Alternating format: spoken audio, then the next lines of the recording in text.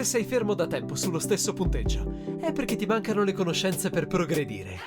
Noi di Mattoscacco abbiamo creato la prima accademia di scacchi online per migliorare comodamente da casa. Vienici a trovare e scegli il corso più adatto alle tue esigenze. academy.mattoscacco.com. Buongiorno a tutti cari amici, eccoci qui a vedere un'altra partita del match per il campionato del mondo. Dopo l'abdicazione di Carlsen, come già ben sappiamo, Dingliren e Nepomniachtchi, e chiedo scusa per tutte le pronunce scorrette del nome Nepomniachtchi, perché con tutte queste consonanti e la mia ignoranza non mi permetterà di pronunciare correttamente questo nome russo. Il match è stato riportato in parità oggi. Sembrava che Dingliren fosse quasi fuori dal match perché ha perso la seconda partita. Mi è sembrato anche di capire che era così depresso che ha abbandonato l'hotel dove si giocava ed è andato addirittura a dormire per 1 o 2 notti in un altro posto proprio per staccarsi dal torneo.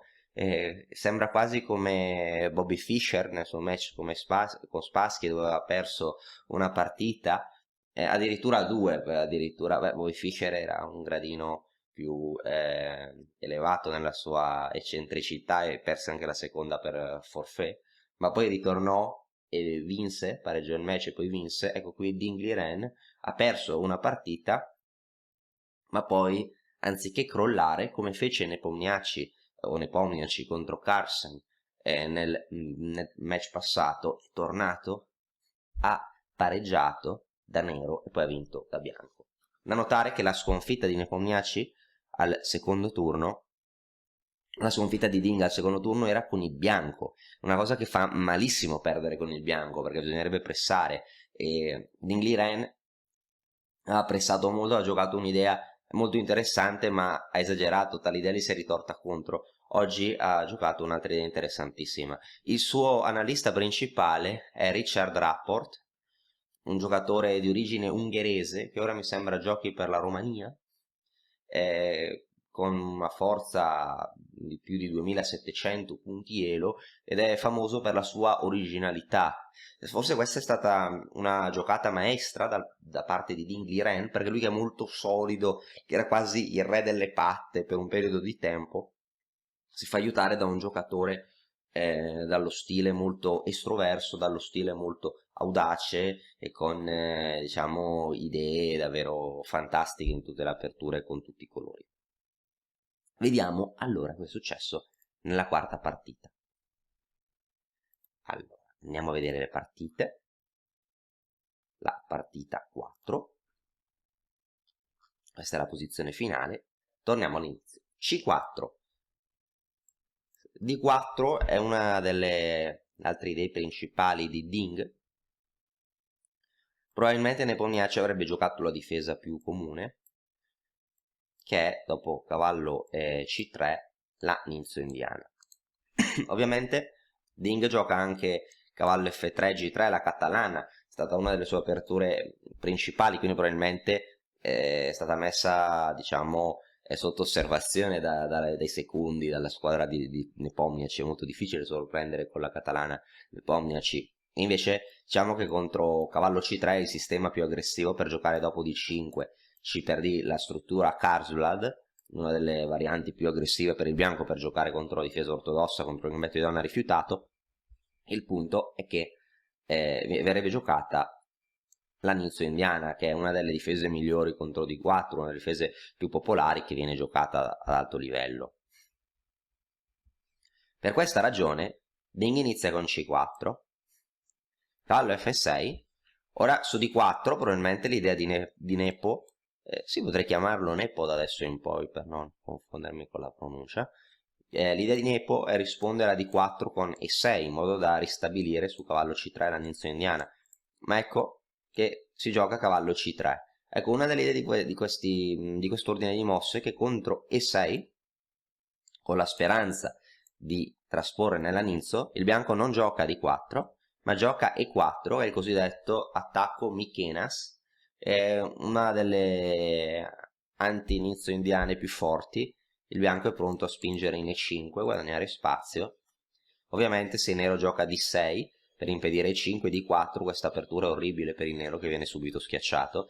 Ovviamente c'è la sua teoria, ma questa si considera come una delle varianti più fastidiose per il nero. Non volendo Neppo permettere l'attacco Mykenas, Neppo gioca E5, non E6 ma E5, trasponendo in una siciliana invertita. Una siciliana invertita perché dopo E4 il nero può giocare C5 e ora diciamo che, ok, sono stati mossi anche i cavalli, ma nella struttura con C4 ci sono anche i cavalli, ma anche nella siciliana poi, per esempio, dopo E4 C5, anche nella siciliana possono venire mossi i cavalli. Quindi in questa siciliana invertita è come se il bianco stia giocando una siciliana con un tempo in più, che è uno schema che si gioca da nero, ma nelle aperture più aggressive si gioca con un tempo extra. Quindi è molto interessante per giocare posizioni inedite e giocare per vincere. Qua ci sono molti approcci. Ecco qua si può giocare in stile dragone invertito con G3. Qua cavallo F3, la variante... a me piace di più giocare in stile dragone, ma cavallo F3 è più di moda, è la variante attacca il pedone della variante dei 4 cavalli, e dopo E3 il bianco sta giocando delle siciliane tipo Paulsen, Taimanov, molto aggressive con un tempo in più. Quindi se nero giocasse D5 trasporrebbe in una siciliana aperta a colori invertiti, e aprendo il gioco è molto rischioso giocare così. Il bianco può continuare, non so, con alfiere B5 e c'è del controgioco su E5, si può cercare di aprire il gioco con D4 e il bianco può giocare per il vantaggio. Quindi alfiere B4, giocando una sorta di rosso limo invertito, dove però il bianco ha un tempo in più. Ora, notare bene, donna C2. L'idea di donna C2 è giocare cavallo D5. Cavallo D5 adesso non è granché, perché il nero può giocare E4 con complicazioni buone secondo la teoria. Dopo donna C2, se ora per esempio il nero arrocca, cavallo D5 è possibile, su cavallo per C per, il bianco è molto più attivo. Ora E4 non funziona perché si può prendere in F6 intermedia e poi giocare donna per E4. La teoria, se non ricordo male, può continuare, mi sembra, con l'alfiere che si sposta, ma l'alfiere si può spostare o si può giocare torre 8, ma spostare l'alfiere è già, diciamo, come ammettere una certa passività da parte del nero. E se nero difende il pedone, sostiene questo pedone, il bianco può attaccare con cavallo G5 minacciando cose varie. Quindi diciamo che il nero gioca la linea principale, che è alfiere per C3. Ecco, ora la mossa che tutti si aspetterebbero è donna per C3. Donna C2 è stata giocata per non doppiarsi i pedoni. Invece B per C3 è la mossa giocata in partita. Quindi il bianco gioca donna C2, che in realtà l'idea non era riprendere di donna, prendendo la coppia degli alfieri senza guadagnare, senza danneggiarsi la struttura pedonale. L'idea era giocare cavallo D5 per forzare alfiere per C3. Dopo alfiere per C3, B per C3, Ding preferisce optare per dei pedoni doppiati, ma che gli possono permettere di conquistare un centro molto forte, molto solido. A questo punto, in questa variante, una delle mosse più critiche è E4, su cui probabilmente Ding aveva in mente cavallo G5, attaccando il pedone, su donna E7 F3, mettendo sotto attacco il centro del nero. Dopo per F3, cavallo per F3, c'è già una bella iniziativa, c'è la colonna F semiaperta, il bianco può sempre espandersi. Quindi D6, giocando un piano un pochino più solido. Ecco, a questo punto E4, molto interessante. Dopo E4 a Rocco, di solito si giocavano piani con G3, ma l'alfiere in G2 non è attivo e il nero poteva giocare piani con cavallo D7, C5 e poi F5. L'idea di G3 era impedire piani con cavallo H5 e F4, che si consideravano i piani più forti, ma qua Ding gioca alfiere E2, invitando il nero a giocare cavallo H5 e F4 per dare fastidio all'alfiere, al pedone G2. L'idea di Ding, dei secondi di Ding, Rapport per esempio, è che questo piano non è granché. Diciamo che Rapport aveva già giocato questa posizione vari anni fa, e quindi probabilmente i giocatori l'avevano preparata con cura. Ecco, dopo cavallo H5, D4. Ora, secondo le mie preferenze, perché poi è questione di gusti, qua cavallo F4 è stata giocata in partita. A me non piace perché anche in nero si fa doppiare i pedoni e cede il centro, cioè a me sembrerebbe più logica giocare donna F6. Di fatto, no, per giocare cavallo F4 sul alfiere per prendere di donna. Di fatto, questa secondo me è una mossa buona. Non so di cosa avesse paura in nero, probabilmente il nero aveva paura di mosse come o D5 oppure G3, impedendo al cavallo di portarsi in F4. Il cavallo rimane fuori gioco. È vero che il nero potrebbe giocare anche mosse come alfiere G4 per fare pressione sul cavallo e prendere la coppia degli alfieri, ma il bianco potrebbe giocare cavallo H4.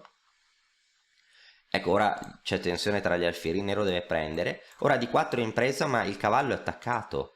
Quindi essendo il cavallo attaccato, il nero non ha tempo di prendere in D4. Su mosse come G6 il bianco può spingere il pedone D5, guadagnando spazio. Ora il cavallo potrebbe andare in B8 per riciclarsi con cavallo D7 e C5, e qua il bianco sta bene, il bianco potrebbe giocare varie idee, per esempio un'idea potrebbe essere cavallo G2 per controllare F4 con i pezzi e preparare H4 e G4, un pawn storm nella direct, potrebbe garantire un vantaggio. Altre idee potrebbero essere prendere il controllo delle case nere con alfiere H6, torre da qualche parte, cavallo F3 per alfiere G5. Il bianco sta bene, in tutti i casi, sta meglio. Quindi probabilmente donna F6 non avrebbe pareggiato completamente. Anche altre mosse come D5 potevano essere molto interessanti, e poi sempre G3, in modo da lasciare questo cavallo fuori gioco, che era un problema. Dopo cavallo F4 il nero risolve il problema del suo cavallo, ma ora anche la sua struttura è compromessa e il bianco sta meglio. A Rocco, qua nella partita di Rapport giocata anni fa, il bianco aveva giocato H4, a Rocco è meglio. In F6 ora il bianco è il centro, ora il bianco migliora i pezzi. Torre E8, alfiere D3 va bene, chess.com dice che non è granché, ma una mossa ottima. Ok, si poteva giocare torre D1 migliorando la torre, ma anche alfiere D3 va molto bene. Alfiere G4, cavallo D2, perché qua il motore dice una parità di 0-0, per questo non gli piace alfiere D3, ma in realtà è una parità giocabile, la posizione è squilibrata, il bianco può espandersi oltre, può giocare dei sacrifici posizionali. Tra l'altro qua occhio per occhio, dente per dente. Qua nella partita precedente Ding aveva perso per un sacrificio di qualità e ora vincerà con un sacrificio di qualità. Cavallo A5, ora primo sacrificio posizionale, C5. Perché si gioca a C5? Non certo per rispondere a D per C con D per C, dove i pedoni bianchi sono orribili. Dopo D per C si vuole giocare E5 avanzando i pedoni. Ora si attacca H7, che deve essere difeso, e ora D5. Nero un pedone in più, ma il bianco ha un centro fortissimo. Questi pedoni sono dei mostri, si vuole consolidare il tutto con C4, il bianco sta meglio. Torre D8, C4, dominazione totale, il cavallo non fa nulla.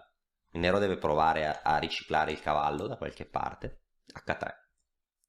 L'alfiere deve prendere una decisione, alfiere 4, centralizzazione completa, magari si vorrà giocare donna C3, cavallo F3 o alfiere F3.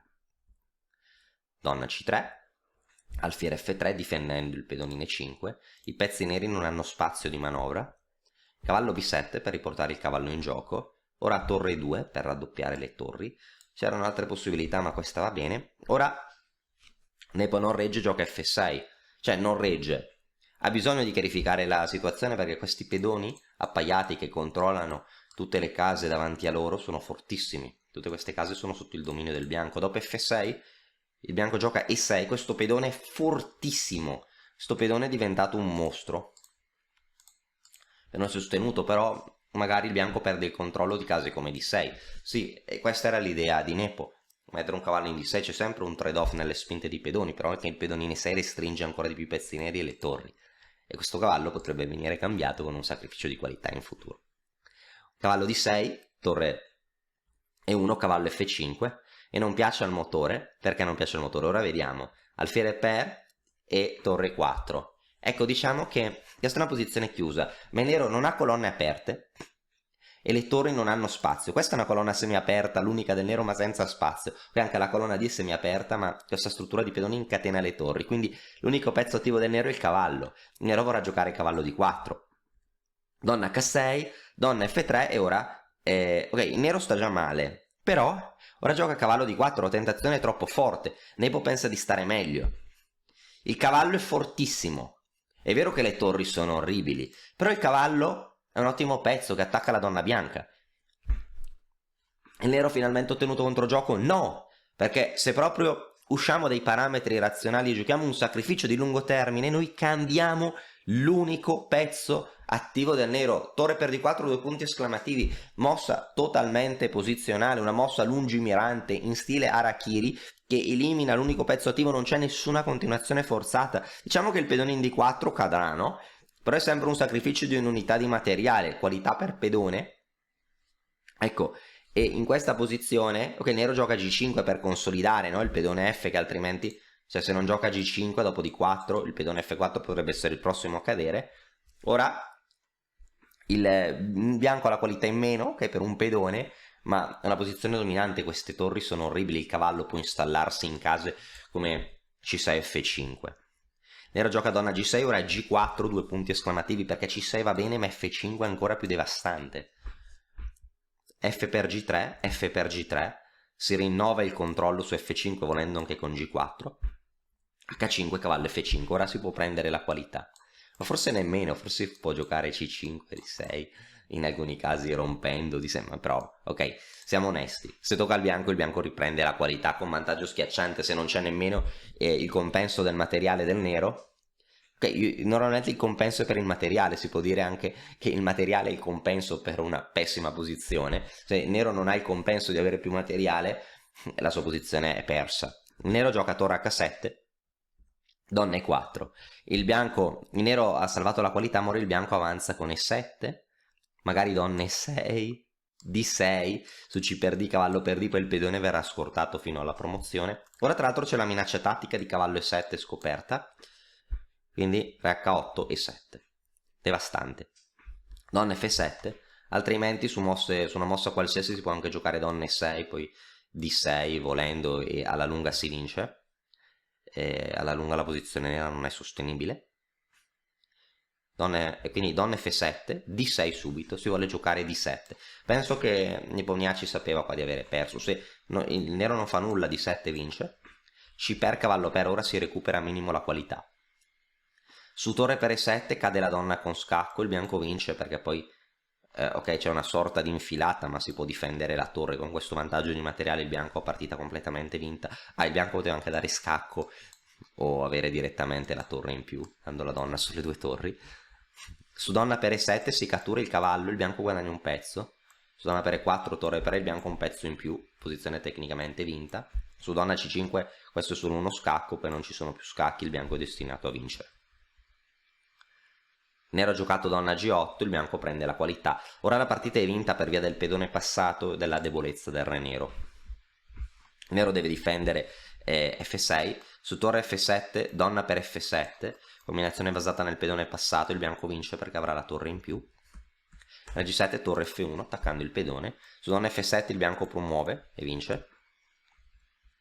Torre H6, torre D1. Ora il bianco attacca tutto, fa proprio ballare i pezzi neri come vuole lui, si attacca H6, la torre è venuta qua, ora si minaccia torre D8, ora F5, altrimenti torre D8 scorta il pedone fino alla promozione, si dà scacco, re F7, donna per F5 scacco, su re per E7 si elimina il pericoloso pedone ma c'è l'infilata decisiva, torre F6, scacco. A questo punto re E6 mossa unica, donna G7, per esempio si può voler giocare torre 1, scacco e prendere in G5, la posizione è completamente vinta per il pedone in E7 passato e per la debolezza del re nero. Su donna per E7 torre 1 vince, la donna cadrà per via dell'infilata, torre G6, donna F8 e qua il nero abbandona. Perché abbandona il nero? Su donna per F8 e per F8 con donna in più. Su torre G8 il bianco può vincere in vari modi, Per esempio torre D8, un modo molto semplice, il pedone passato promuove su torre per F8, donna per F8, vincendo, e non c'è più nessuna difesa, nemmeno si può spostare la donna perché si promuove. Quindi è una partita brillante, il match di nuovo in parità, siamo tutti curiosi di sapere come continua, speriamo di vederci altri giorni per vedere delle brillanti partite, ma all'inizio si pensava che questo match sarebbe stato noioso magari per via dello stile di Dingli Ren, in realtà Nepomniachtchi è già molto aggressivo e Dingli Ren ha davvero rivitalizzato, cambiato il suo stile, ha giocato in modo brillante, rischioso e ha effettuato davvero un grandissimo ritorno.